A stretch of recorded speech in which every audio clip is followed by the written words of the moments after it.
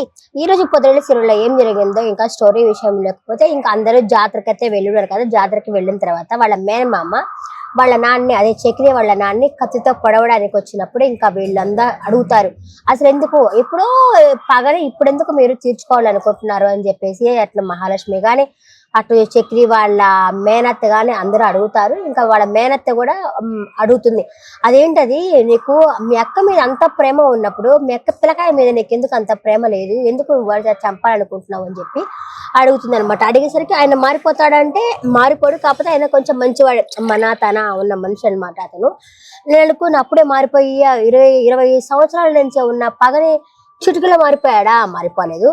ఇంకా అందరు అడుగుతున్నసరికి అప్పటికే వచ్చేసి నారాయణ వచ్చేసి అడుగుతాడు, అదేంటది నాకు ఆయన నా ప్రాణాన్ని బిచ్చం అడుగుతున్నారు అతన్ని ఇది పగ ఆల్రెడీ పగ ఉంటుంది, చూసుకుందాం రా బావమరిది అని చెప్పేసి అంటా ఉంటాడు.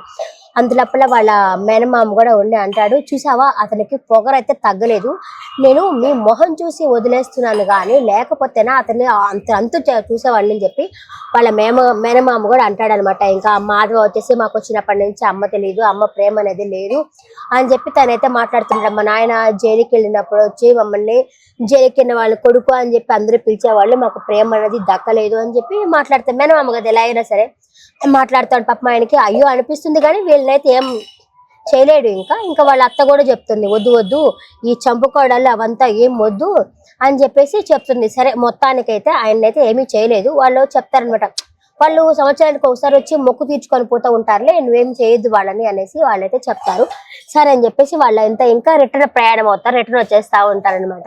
వచ్చిన తర్వాత మహాలక్ష్మి ఒక దగ్గర ఆగుతారు, వాళ్ళు టీకు సంథింగ్ ఆగుతారనమాట. మహాలక్ష్మికి చక్రికి దెబ్బలు తగిలిందని చెప్పేసి ఎక్కడ తగిలిందని చెప్పి ఆయింట్మెంట్ పూస్తుంది. అబ్బా చూడడానికి చాలా బాగుంది, ఆయింట్మెంట్ పూస్తుంది. ఇంకా వీళ్ళంతా టీ తాగుతా ఉంటారు, ఆయింట్మెంట్ పూస్తుంది. వీళ్ళంతా ఇక్కడ టీ తాగుతా ఉంటారు. అక్కడ కూడా వచ్చేసి మాధవ్ ఉండు మీకు పోయి టీ తీసుకొస్తారంటాడు. ఇంకా పెద్ద ఆయన కూడా ఉండేసి మందు ఎక్కడ ఉంది మందు అని చెప్పేసి మందుకైతే వెళ్తా ఉంటాడు అనమాట. మధ్యలో ఆపుతారు, ఆపినప్పుడైతే ఇదంతా జరుగుతూ ఉంటుంది. ఇంకా సరే ఇంకా లాస్ట్ కన్నా ఉండి అడుగుతాడు, మనం ఇంకా ఈ రుద్రవరం రాలేమంటే ఎందుకు రాలేము, రావచ్చు, మాధవకి పెళ్ళైనప్పుడు ఒకసారి వద్దాము, ఆ తర్వాత వైఫ్ అండ్ హస్బెండ్ తీసుకొని వైఫ్ వాళ్ళిద్దరు ఒకసారి వస్తామని చెప్పేసి నారాయణ కూడా చెప్తాడు అనమాట. సరే అని చెప్పి ఇంకా అందరూ ఇంటికైతే వచ్చేస్తారు. ఇంటికి వచ్చిన తర్వాత అమ్మయ్య సేఫ్ గా ఇంటికి వచ్చేస్తామని చెప్పి అందరూ అనుకుంటారు. ఇంకా కన్నాతో వాళ్ళతో చెప్తాడనమాట, ఇతను మాధవతో చెప్తారు, కేశవ నేను కొంచెం బయటకు వెళ్ళొస్తానంటే ఈ టైంలో ఎక్కడికి రా అంటే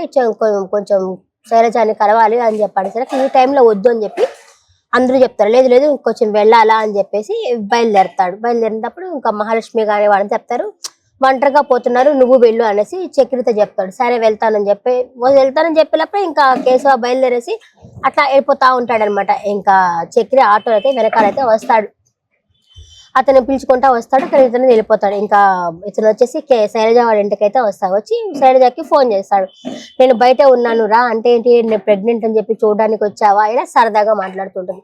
పిచ్చి పిచ్చిగా మాట్లాడవాక నేనేమి చేయండి నీకు ఎందుకు ప్రెగ్నెంట్ వస్తుంది అని చెప్పి అమ్మాయిని అడుగుతాడు. సరే నేను కొంచెం బయట ఉన్నాను రా అంటాడు. రా అనేసి ఇంకా లోపలికి వెళ్తాడనమాట. కేశవ వెళ్ళిన తర్వాత వాళ్ళ అమ్మ అడుగుతుంది, వాళ్ళ అమ్మ గయాడి గంపమ్మ తెల్లవా, ఎందుకు వచ్చినావు, కడుపులో బిడ్డ ఎట్టుందని చూడడానికి వచ్చినావా నువ్వు అని చెప్పని అంటుంది. అలాగే సురేష్ కూడా వచ్చేసి చంపేస్తాను నన్ను, ఇక్కడి నుంచి బయటికి వెళ్ళి అప్పుడు చెప్తానని చెప్పేసి ఆయన అంటాడు. ఇంకా చెప్తాడు, నాకు అమ్మాయికి సంబంధం లేదు అసలు, మా ఇద్దరికి మీ అమ్మాయి కడుపులో బిడ్డ తండ్రి నేను కాదు, నాకు సంబంధమే లేదు అని చెప్పేసరికి ఇంకా శైలజ వాళ్ళ నాన్న కూడా కోపం వచ్చి ఒకటి ఇస్తాడు. ఎంత కూతుర్ని నమ్మినంటే పరాయి వాళ్ళని నమ్మలేదు కదా, కూతురు ప్రెగ్నెంట్ అని చెప్తా ఉంటుంది కదా. ఇంకా వెంటనే చక్రి కూడా వస్తాడు. వెంటనే ఇంకా బుస్సు కూడా వచ్చి ఆపండి అని చెప్పనేసి, నేను ఇట్లా ప్రెగ్నెంట్ కాదు నాన్న, ఊరికే అలా చెప్పాల్సి వచ్చింది, దీంట్లో కేశవ తప్పు అయితే ఏమీ లేదు అని చెప్పేసి తనైతే నిజం చెప్పేస్తుంది. ఎందుకమ్మా ఇంత నిందని మోసావు అనేసరికి, సారీ నాన్న మీరు ఆ గుళ్ళో ఈ విధంగా పెళ్లి చేస్తాను అని చెప్పేసరికి నాకు అలా చెప్పాల్సి వచ్చింది అని చెప్పి ఆవిడైతే చెప్పేస్తుంది. ఈ లోపల మహాలక్ష్మి అంటున్నా, ఈ లోపల శైలజ వాళ్ళ నాన్న అతను పీకడం అయింది, ఆ సురేష్ కూడా కాలర్ పట్టుకోవడం అయింది. కొన్ని చక్రి వచ్చాడు కాబట్టి సరిపోయింది. చక్రి వచ్చేసి మాటకు మాట తోడనమాట, వచ్చేసాడు అనమాట. నిన్న అదే ఈరోజు వచ్చాడు. ఈరోజు ఈ ఎపిసోడ్ అంతగా ఏం జరగలేదు, ఇదే జరిగింది. చూద్దాం, వారం రోజుల నుంచి అసలు ఏమీ కాదని నడవలేదు, ఈ రోజు ఒక్కటి అలా నడిచింది అనమాట అనిపిస్తుంది. ఈ రోజు ఎపిసోడ్ పట్ల మీ అభిప్రాయాన్ని కమెంట్ సెక్షన్లో కమెంట్ చేయండి.